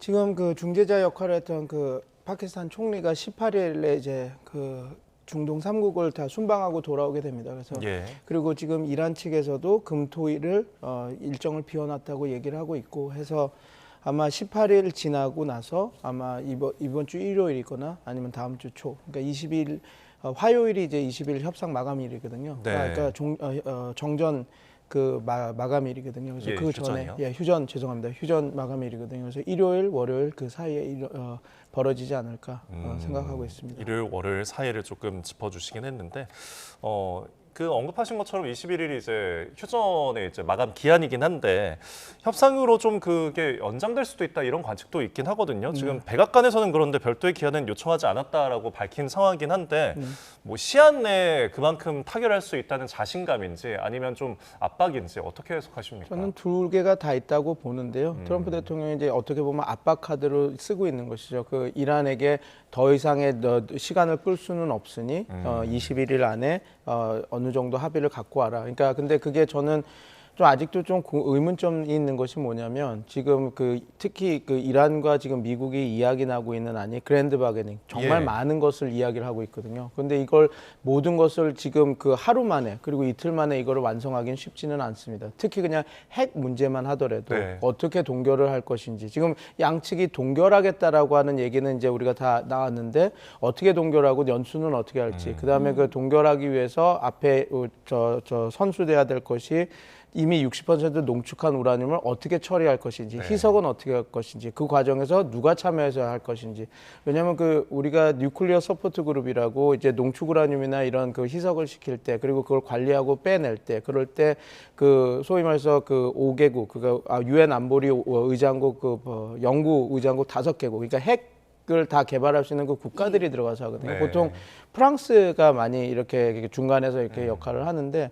그런 것들도 다 어떻게 보면 정해져야 되는 것이거든요. 근데 이것이 지금 뭐 물론 그 파키스탄이 중재국으로서 이란에도 가고 중재국들도 다니고 미국과의 안을 얘기하고 이렇게 하지만 그렇게 그냥 단순히 셔틀 외교로서만 결정될 수 있는 부분은 아니라서 저는 어떤 큰 합의가 만들어지면 이제 또 협상이 좀 늘어나는 그게 휴전을 늘리면서 갈지 아니면 너무 안들이 좋으면 종전을 선언하고 이렇게 넘어갈지 아니면 휴전이라고 뭐라고 얘기는 안 하지만 이제 요거는 마무리됐으니 이제 핵 협상을 내도 패키지로 해서 이렇게 국면 전환을 하면서 틀을 바꿔가면서 협상을 계속 진행할 가능성이 있다. 저는 그렇게 보고 있습니다. 지금 보도를 보면 기본 합의에 접근했다 이런 보도가 나오고 있거든요. 그리고 파키스탄의 무니르 군 총사령관 이번 중재의 키맨이로 불렸는데 이란 외무장관을 만났어요. 트럼프의 최종안을 들고 갔을 것이다라는 분석이 나오는데 어떤 게 담겨 있을까요?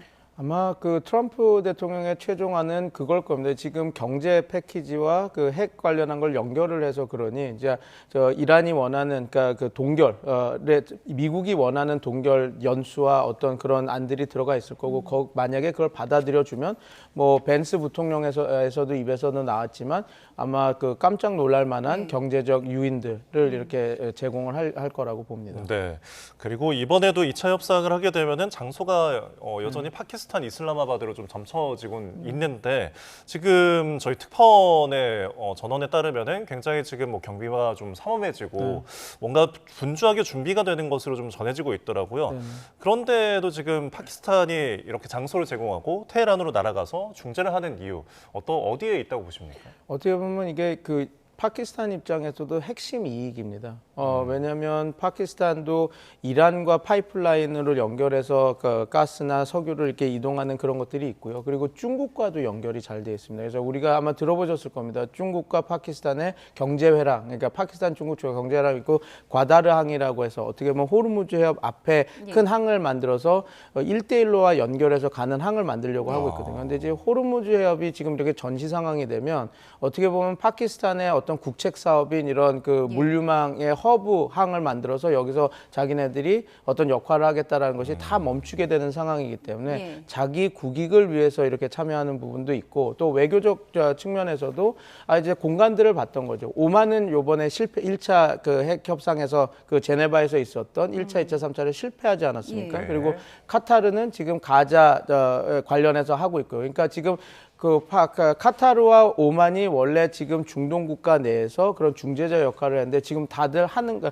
오만은 한번 실패를 맛봤고 그리고 카타르는 지금 다른 일들로 지금 바쁜 상황에서 파키스탄이 어떤 우리가 하나의 외교적 행위자로서 좀 위신을 떨칠 수 있겠다라고 하는 기회를 포착하고 들어간 것이죠. 그래서 국익 극대화 그리고 그 외교적인 측면에서 자기네들도 하나의 역할을 할 수 있겠다. 그리고 지금 이 공백 상황에서 파키스탄 외교력을 보여줄 수 있겠다라고 해서 들어왔다라고 보시면 될 것 같습니다. 그러니까 이번 중재가 잘 되면 파키스탄은 정말 국격을 높이는 계기가 될 텐데 만약에 협상이 잘 되면 트럼프 대통령이 직접 파키스탄 가서 서명할 수도 있다. 우리 특파원 취재에 따르면 그런 보도가 나오더라고요. 네, 당연히 트럼프 대통령은 그 파키스탄을 위해서 하기보다는 자기가 이 역사적인 안에 사인을 함으로써 더 딜 done by 트럼프. 그러니까 내가 이렇게 해냈다. 미국의 어느 역대 대통령도 못했던 이란에 굴복하는 그리고 이란의 핵을 어느 정도 불능화시키는 그런 정과를 내가 이뤘다라고 하기 때문에 그거는 뭐 파키스탄이 정말 여기서 중재자로서 역할을 잘한 거를 공치사하려고 하는 것도 있겠지만 저는 그거보다는 트럼프 대통령이 이번에 만약에 이란을 굴복시키고 그 핵 합의를 이뤄낸다면 그가 어떻게 보면 트럼프의 이기에 가장 큰 성과물이 될 수 있기 때문에 그걸 역사에 남기기 위해서 간다 저는 그렇게 보고 역시 있습니다. 트럼프의 또 과시 스타일이 좀 드러날지 주목이 되는데 지금 핵 합의가 일어난다고 해도 이스라엘이 과연 여기에 이제 동의를 할지 이 부분도 좀 궁금한데 지금 20년, 5년에 대한 이런 격차도 있고 뭐 중간에서 만난다고 하더라도 그 부분에 대해서 좀 동의가 일어날까요? 아마 그 어떤 조건으로 되느냐에 따라 다를 겁니다. 그러니까 예를 들어서 오바마 행정부의 그 일몰 조약, 그러니까 곧바로 이렇게 하는 것이 아니라 어느 정도 수준을 남겨두고 5년, 10년 보고 나중에 오바마 행정부는 어떻게 했냐면 그게 다 이란이 우리가 믿는 상대방이라는 게 확인되면 열어준다라는 거였거든요. 농축 우라늄 프로그램을. 근데 그거를 이스라엘은 절대 그 반대를 했었습니다. 근데 요번 안이 뭐 그렇게까지 다시 열어준다라는 것이 아니라 예를 들어서 동결을 하고 그 이후에 또 한번 보겠다라고 해서 동결을 어떤 기간이 지나고 나서 일몰 조약이 아니라 그거는 이렇게 우리가 동결을 시켜놓고 그 다음에는 그때 가서 또 동결을 계속 할지 안 할지를 우리가 결정한다라고 해서 그런 식의 유예를 둔다면 이스라엘 입장에서도 지금 전쟁을 계속 수행할 수 있는 상황은 아니기 때문에 아마 받아들일 가능성이 높다 저는 그렇게 보고 있습니다. 이렇게 협상은 급물살을 타는 것 같은데 호르무즈 해협 상황은 좀 삼엄한 것 같습니다. 트럼프 대통령이 SNS에 올렸는데 미 군부사령부가 통항 경고하는 메시지를 영상으로 직접 올렸더라고요. 어떤 메시지라고 보십니까? 이거는 어떻게 보면 트럼프 대통령이 이 호르무즈 항행에 대해서 내가 통제권을 갖고 있다. 그러니까 다른 생각하지 마라라고 해서 협상에 들어가기 전에 또 한번 이렇게 그 이란을 압박하는 거라고 저는 보고 있습니다. 그래서 어떻게 보면 지금 호르무즈 항행에 대해서 지금 양측에서 또 총성 없는 외교전이 벌어지고 있거든요. 트럼프 대통령은 지금 말씀하신 조치를 취하면서 호르무즈 항행의 통제권은 내가 있다라고 발표했다면 이란은 오만 쪽에 약간 그 오만 해협은 우리가 열어줘서 이렇게 가게 하겠다라고 하면서 약간 그 트럼프 행정부와는 다른 결을 보이면서 국제사회의 지지를 얻고는 그래서 지금 어떻게 보면 협상이 들어가기 전에 양측의 또 삿바싸움 다른 그 레버러지를 높이기 위해서 지렛대를 높이기 위해서 하는 그런 거라고 보시면 되고 이게 어떻게 보면 협상이 이제 곧 시작되겠구나라고 하는 하나의 반증이 될 수도 있습니다. 이런 와중에 또 이란이 호르무즈 해협에서 이제 5만 영해를 지나는 그 선박에 대해서는 공격하지 않겠다. 이 로이터 통신의 보도인데 그 전에는 계속 이 주권을 본인들이 이제 계속 행사하려고 했잖아요. 좀 한 발 물러선 모습인데요.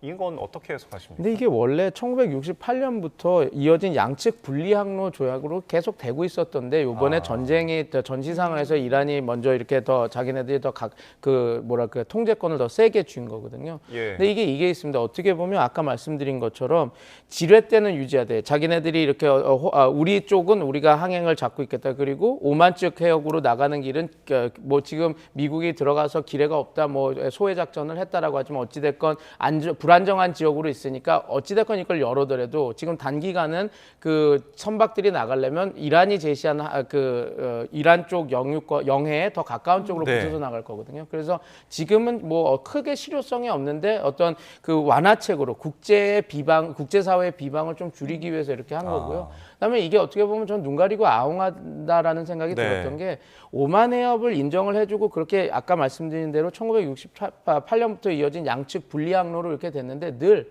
이란이 그래도 납포를 했습니다. 왜냐하면 호르무즈 해협이 너무 작기 때문에 오만 해협만으로 이렇게 바짝 붙어서 갈 수가 없거든요. 그리고 한번 예전에도 설명을 드렸던 것 같은데 이게 유체이기 때문에 우리가 만약에 도로에서 가는 자동차라고 하면 바퀴가 도로에 딱 붙어 있었기 때문에 바짝 붙어서 갈 수 있지만 이거는 떠 있는 물 위에서 배가 움직이는 거기 때문에 그 좁은 해협에서 항상 정말 그 베테랑 선장이 아니면 항상 이란의 바다를 약간 걸치거나 그러거든요. 그래서 그때 항상 이란이 그걸 빌미로 납포를 하고 그랬던 것들이 있었어서 이걸 이렇게 뭐 오만 해협으로 지나가는 걸 우리가 풀어줄게 하지만 충분히 그거를 우회해서 그 봉쇄력을 할 수 있는 그런 것들은 있기 때문에 이란 입장에서 이렇게 연 것은 그냥 어떤 그냥 외교적 제스처. 그래서 국제사회 비방을 좀 낮추는 그런 역할을 위해서 협상 전에 그런 걸 좀 풀어준 거 아닌가 저는 그렇게 보고 있습니다. 실효성도 없고 미국이 받아들이기도 좀 힘든 조건이다 이렇게 보시는 거죠. 네, 맞습니다. 그런가 하면 지금 트럼프 대통령이 4월 말에 협상이 이루어질 수 있다라고 얘기하는 것이 27일에 찰스 영국 국왕의 국빈 방문이 예정돼 있거든요. 뭔가 영국 국왕과 뭔가 잘 얘기해보고 싶은 것 같은데 지금 이번 전쟁을 계기로 영국과 미국의 사이가 좀 틀어졌잖아요.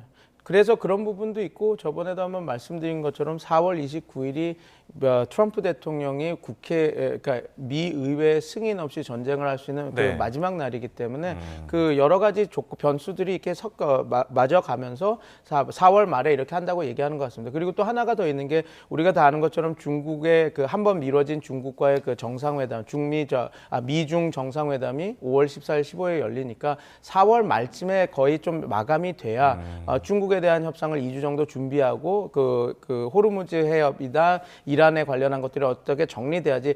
왜냐하면 그 중국이 어떻게 해주느냐에 따라서 지금 그 전후 복구나 이런 것들이 상당히 필요로 하거든요. 왜냐하면 이란에 대해서 미국이 많은 돈을 댈 수가 없을 거 동결된 자산을 갖고 이렇게 할 텐데 중국이 많이 그런 것들을 도와줘야지 했기 때문에 중국의 영향력이 이란을 조금 어떻게 보면 협상에 더 받아들일 수 있게 하는 역할을 하기 때문에 트럼프 대통령 입장에서는 4월 말이 여러 가지 그 상황을 고려해서 종합적으로 영국 국왕도 오고 그래서 그 영국과의 관계 개선을 하는 우리가 영국의 말을 들어서 조금 평화 이걸 했다라고 하는 것도 있고 의회 차원에서도 자기도 더 이상 전쟁을 의회 승인 없이 할 수 없는 기한도 그날이고 그다음에 중국과 가기 전에 어느 정도 정리가 되려면 4월 말쯤에는 어느 정도 마무리가 돼야 돼서 그런 모든 것들이 돼서 트럼프 대통령이 이런 이야기를 하고 있는 거 아닌가 저는 그렇게 보고 있습니다. 지금 뭐 찰스 3세 국왕이 미국을 방문하기는 하지만 영국과 미국 사이가 지금 전쟁 때문에 좋지는 않잖아요. 스타머 총리랑도 갈등이 빚고 있고 유럽이랑 균열이 계속 심해지는 것 같은데 그래서 호르무즈 안전을 위해서 지금 프랑스랑 영국이 다국적 군사작전을 따로 준비를 하고 있지 않겠습니까? 우리나라도 지금 여기 참여하는 방안이 거론되는데요. 어떻게 보시나요? 우리는 당연히 모든 방법을 다 써야죠. 그리고 지금 우리가 몇 개의 국가만 참여하는 게 아니라 미국의 동맹국 회원국들이라고 하는 거의 모든 국가들이 그 40개국의 그 연합함대 그 작전에 다 들어가겠다라고 하지 않습니까? 그리고 명분도 여기가 더 있습니다. 왜냐하면 지금 우리가 미국이 했던 전쟁의 명분이나 목적을 우리가 잘 모르니 이 전쟁이 끝나고 나서 우리가 그 호르무즈 항행을 그 다자틀로서 어떻게 안전하게 하는데 우리가 들어가겠다 이렇게 얘기를 하는 겁니다. 그러면 왜 이렇게 참여를 하냐면 지금 트럼프 대통령은 지금 준비하고 있지 않습니까? 니네들이 가장 큰 이득을 보는 장소인데 너네들은 끝까지 아무것도 안 했다라고 해서 뭐 방위분담금이나 여러 가지 투자 패키지를 받으려고 할 텐데 지금 어느 정도 완충을 만드는 거거든요. 우리가 안 들어간 거는 우리의 역할을 안 하겠다라는 게 아니라 국제사회에서 우리가 역할을 안 하겠다라는 게 아니라 들어갈 수 없는 상황이다. 일본 같은 경우는 평화헌법으로서는 이렇게 들어갈 수 없는 상황이었고 우리나라 입장도 우리 뭐 다른 국가 입장도 지금 우리가 동맹이긴 하지만 전혀 전쟁의 목적이나 이런 것들을 알지 못한 상황에서 들어갈 수 없다라고 하면서 이제 트럼프 대통령의 지금 향후에 있을 안보 무임승차론 그래서 안보 분담금 방위 분담금을 더 받겠다라고 하는 거에 대해서 어떻게 그 우리가 그 다자틀로 이제 완충지를 만드는 거기 때문에 우리나라는 당연히 투트랙으로 가야죠. 미국과의 대화도 하지만 이 다자 40개 그 연합함대에도 들어가서 우리의 그 외교적 그 영향력을 지렛대를 넓혀야 되는 것이 지금 두 개를 다 해야 된다고 저는 보고 있습니다. 그런가 하면 이번 전쟁 종전의 가장 큰 걸림돌은 이스라엘이 레바논을 계속해서 때리는 거였는데 지금 16일이면 현지 시간 16일이면 우리 시간으로 내일인데 미국 중재로 워싱턴에서 이스라엘과 레바논 정부가 만난다는 거예요. 트럼프 대통령은 나이스 이렇게 글을 올리기도 했던데 이게 중재가 잘 될까요?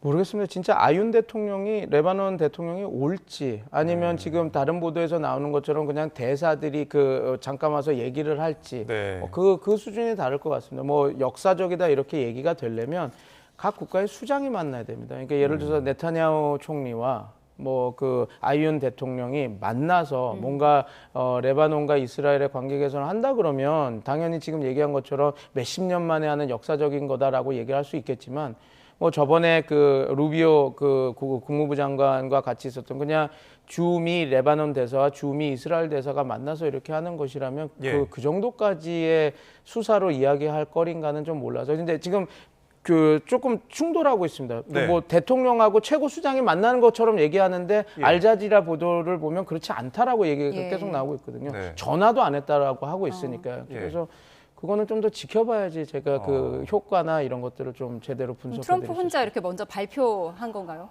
그러니까 저도 조금 당황스럽습니다. 뭐 트럼프 대통령이 뭐 우리를 깜짝 놀라게 했던 것들이 너무 많았지만 뭐 이거는 또 이게 진짜로 그래서 저 잘 모르겠습니다. 왜냐하면 트럼프 대통령이 얘기할 게 아니라 레바논과 이스라엘에서도 뭔가가 얘기하는 우리가 만난다라는 거 얘기가 돼야 되는데 뭐 내일 갑자기 지금 아윤 총 만약에 그런 국가 수장이 워싱턴으로 떠났다라고 그러면 그 보도들이 있을 텐데 네타냐후 총리가 지금 미국으로 갈지 그것도 저 몰라서 잘 모르겠습니다. 일단 조금 어떻게 되는지 명확하게 알 수가 없는 상황이긴 한데 그래도 지금 보이는 상황은 이스라엘이 계속 레바논을 공격하고 있다는 거거든요. 이 부분이 오히려 더 신빙성이 있어 보이는 겁니까? 협상보다는 오히려 지금 강대강 대치가 더 이루어지고 있다 이렇게 볼 수 있을까요? 아니 근데 저는 그 중간점에 있다고 봅니다. 왜냐하면 그 이스라엘도 계속해서 이런 공격을 할 수는 없습니다. 왜냐하면 지금 레바논에 대한 공습을 하고 있지만 레바논의 모든 영토를 점령하려고 하는 게 목적은 아니거든요. 그리고 그렇게 할 수도 없고 만약에 그렇게 한다면 이스라엘은 지금 전시 상황이기 때문에 저 군사력 예비군까지 총동원해서 이렇게 되지만 평시 상황으로 가면 11만 명밖에 병력이 없습니다. 그러면 이렇게 전선을 레바논과 이스라엘까지 이렇게 넓혀 놓으면 이거 방어를 할 수가 없습니다. 실제 그 예가 4차 중동전이었거든요. 시나이 반도까지 다 먹어서 전선을 높여 놓으니까 초반에 이집트군을 막아내지를 못했습니다. 그래서 절대로 그렇게 할 일이가 없어서 지금 아마 리타니강 남부 그리고 지금 계속 남부에서만 군사작전을 하고 있지 않습니까? 그래서 이스라엘이 원하는 것은 1985년부터 2000년까지 레바논 남부를 거의 영토화했으면 자국 영토화했으면 애넥세이션을 했었는데 영토화했었는데 그때 당시 2000년도에 미국의 강력한 압박으로 그걸 빼냈거든요. 왜냐하면 오슬로 협정과 이런 것들이 진행해야 되는데 레바논 남부를 네가 불법적으로 이렇게 점령하고 있으니 그게 문제가 되니 나가라 해서 나갔던 거. 근데 이스라엘 입장에서는 여기 이 남부 지역을 잡아야지 헤즈볼라의 공격을 안보 위협을 막을 수 있다라고 해서 지금 남부 지역의 점령이 아마 목적일 겁니다. 그래서 그렇다고 한다면 군사작전은 더 지역하겠지만 어느 정도 다 마무리가 되고 있는 상황에서 휴전하고 끝내는 것도 이스라엘 입장에서 크게 그런 그 국익적으로 손해가 아닌 부분이라서 네. 미국이 원하는 휴전과 자기네들의 군사작전이 만나는 그 지점에서 이스라엘도 지금 멈출 수 있는 부분이 분명히 있다. 저는 그렇게 보고 있습니다. 휴전 가능성은 그래도 보이는 상황인 것으로 진단해 주셨습니다. 자, 지금까지 백승은 한국외대 중동연구소 전임연구원과 함께했습니다. 고맙습니다. 감사합니다.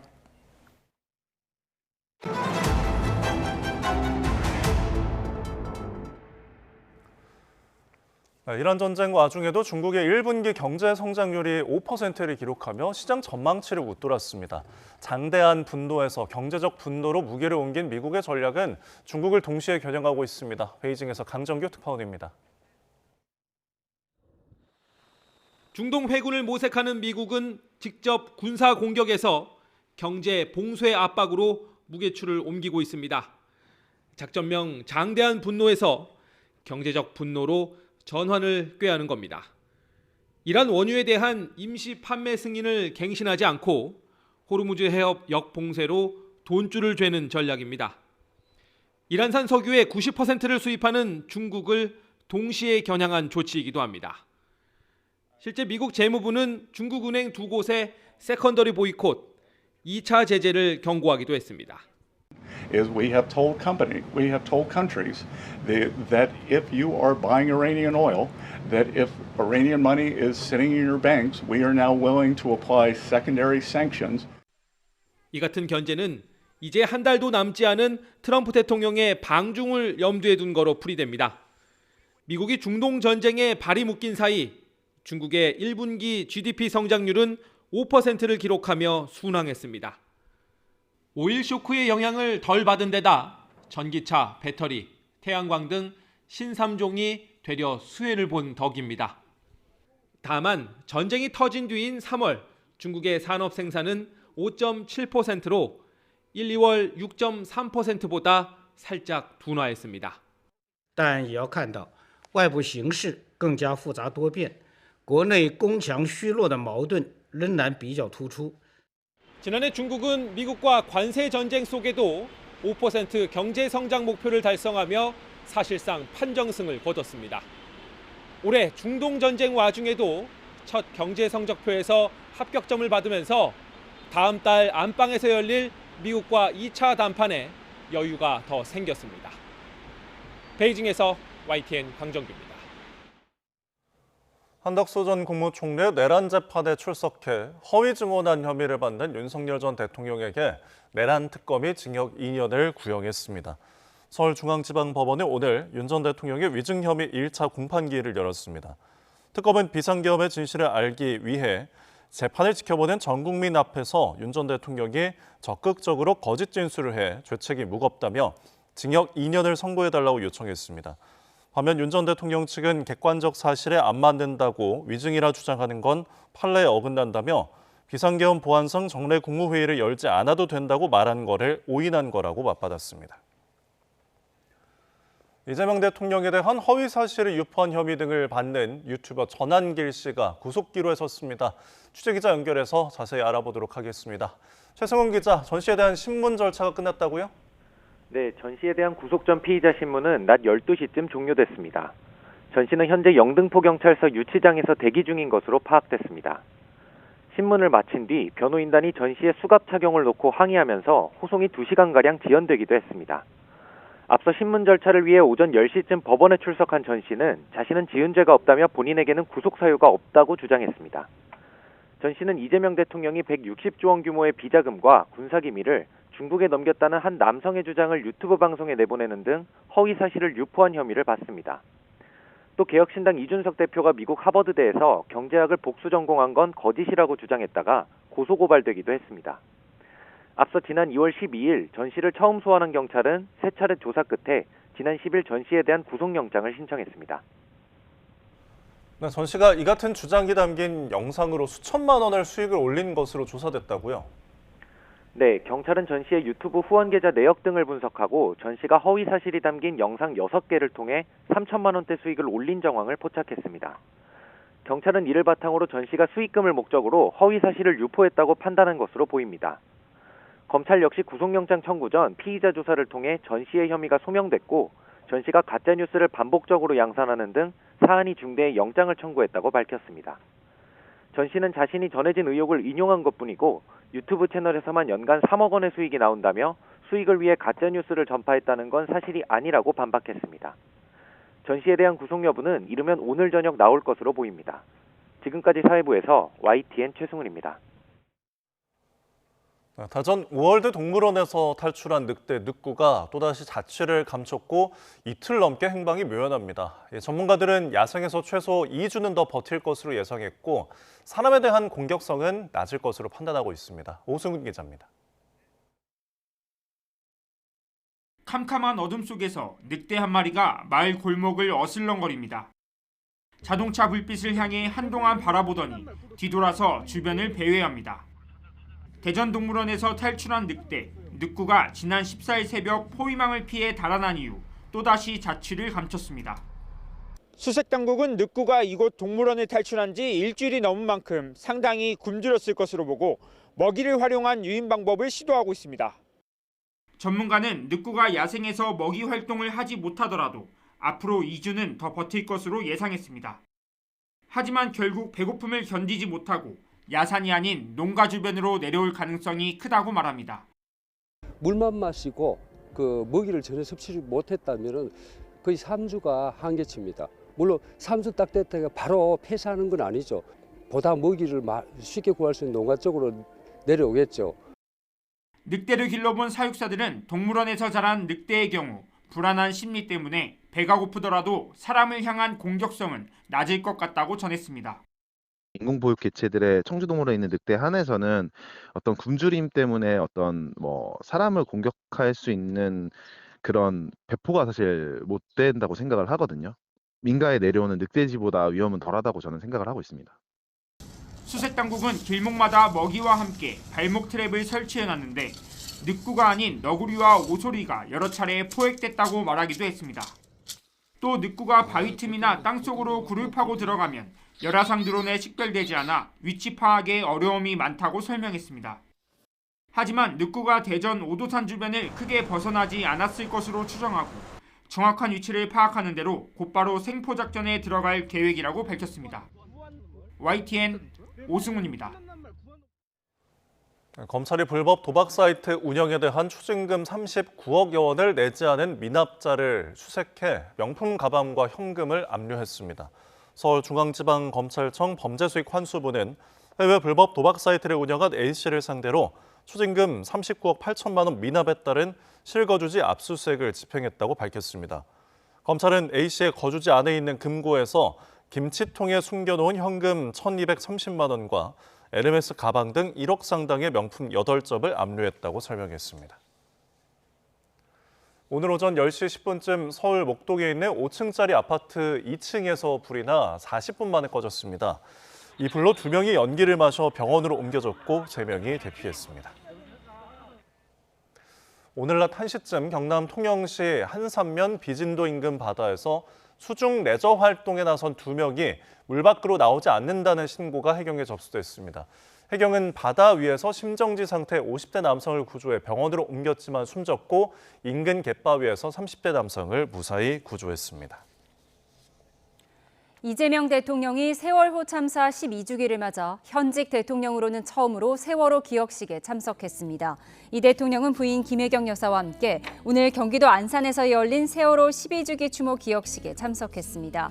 이 대통령은 추모사에서 12년이 흘렀지만 그날의 기억은 여전히 어제 일처럼 선명하게 각인돼 있다며 슬픔 속에서도 안전한 사회를 위해 헌신한 유가족에게 경의를 표한다고 밝혔습니다. 세월호 기억식에 현직 대통령이 참석한 건 이번이 처음으로 과거 박근혜 전 대통령은 유족 반대로 불참했고 문재인 전 대통령은 당대표와 대선 후보 시절에 참석했습니다. 동해안에서 생산한 전기를 수도권에 보내기 위해서는 초고압 송전선로가 필요한데요. 백두대간에 설치하는 송전선로 공사 현장에서 산림 훼손이나 산사태 위험이 심각한 수준입니다. 홍성욱 기자가 현장 취재했습니다. 경북 울진과 강원 삼척이 맞닿은 백두대간 정상. 송전탑이 설치된 산림 속살이 훤히 드러났습니다. 나무가 사라진 경사면은 톤백이라고 불리는 대형 마대자루에 흙을 채워 겹겹이 쌓아놓은 상태. 하지만 버티지 못하고 토사 유출이 시작됐습니다. 공사 과정에서 능선 곳곳을 과도하게 잘라낸 탓에 토사와 암석이 계속해서 쓸려 내려가는 겁니다. 지난해 12월 설치한 송전탑입니다. 아직 송전선은 연결되지 않았는데요. 반년도 되지 않았는데 일대 집안이 이렇게 무너져 내리고 있습니다. 일대는 산림유전 자원보호구역이 집중된 금강송 군락지. 하지만 산림보호 조치도 토사 유출에 따른 보완 조치도 없습니다. 가장 큰 걱정은 다가올 장마철. 방치하면 산사태는 불보듯 뻔합니다. 송전선로 설치 경로인 경북 봉화 지역도 사정은 다르지 않습니다. 송전탑을 세우기 위한 공사가 한창인데 이미 토사 유출이 시작됐습니다. 공사 현장과 직선 거리로 600m 아래 거주하는 주민은 산사태 걱정에 밤잠을 설치고 있습니다. 쌓여져 있는 톤백들 중에 상당수가 곧 터질 것처럼 그런 상황이거든요. 게다가 올라가 보시면 아시겠지만 경사가 너무 급해요. 그런데 거기 비 한 번 오면은 와장창 다 무너질 거라고 판단이 되거든요. 한전이 진행하는 동해안 심가평 송전선 동부구간 공사 가운데 무려 36개 현장에서 불법 산림 훼손과 토사 유출이 확인됐습니다. 현장 모두가 재해영향 평가를 통과한 지역이라는 것도 문제입니다. 부실 공사가 사전에 드러나지 않은 상황에서 실제 장마철 산사태가 발생했다면 원인은 인재가 아닌 자연재해로 둔갑할 뻔했습니다. 토사가 공사 과정에서 유출되는 것을 막는 것, 그것이 이제 재해영향평가의 가장 핵심 사항인데, 보시는 것처럼 현장에서는 재해영향평가를 했나 싶을 정도로 토사 유실이 과도하게 이루어져서 불법 산림 훼손으로 지금 진행이 되고 있고, 사업자인 한전은 과실을 즉각 인정했습니다. 산림청과 보수를 위해 협의하고 있다며 보수 계획을 승인받는 즉시 토사 유출 지역에 대한 보수 작업을 벌이고 허가 지역 외에 산림 훼손이 다시는 발생하지 않도록 현장 관리에 만전을 기하겠다고 밝혔습니다. 생산한 전기를 보내기 위해 진행하는 초고압 송전선로 공사. 대규모 산림 훼손이 드러난 상황에서 산사태 위험을 막을 조치가 당장 시급합니다. YTN 홍서욱입니다. 서쪽 지역은 나흘째 초여름 날씨가 이어지고 있는데요. 내일 충청 이남에 비가 내리면서 때이른 더위가 주춤하겠습니다. 내일 새벽 제주도를 시작으로 오전부터는 충청과 남부지방으로 비가 확대되겠습니다. 특히 제주도에는 최대 100에서 150mm가 넘는 봄 호우가 쏟아지겠고 돌풍과 벼락을 동반해서 강하게 집중되겠습니다. 전남과 경남에도 최고 60mm로 봄비치고 많은 양이 예상됩니다. 내일도 서울 등 수도권 지역과 강원도는 하늘만 흐린 가운데 건조한 날씨가 이어지겠습니다. 내일 아침 기온은 서울이 14도, 대구 8도, 광주 13도로 오늘과 비슷하겠습니다. 반면 낮 기온은 서울 20도, 대전 19도, 광주 17도에 그치면서 더위가 쉬어가겠습니다. 주말에는 비가 모두 그치고 점차 하늘이 개겠고요. 서쪽 지역에서는 다시 초여름 더위가 찾아올 전망입니다. 날씨였습니다. 네, 목요일 뉴스온 마치겠습니다. 함께해 주신 여러분 고맙습니다.